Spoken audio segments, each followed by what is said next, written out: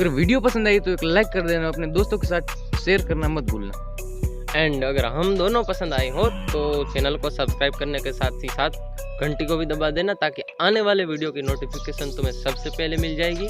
और कौन से टॉपिक पे तुम वीडियो चाहते हो, कौन से टॉपिक पे तुम एक्सपेरिमेंट चाहते हो, वो हमें बता देना, ताकि हमें भी पता चले कि आपको कौन से टॉपिक पे वीडियो चाहिए, ताकि हम उस टॉपिक पे वीडियो बनाएं।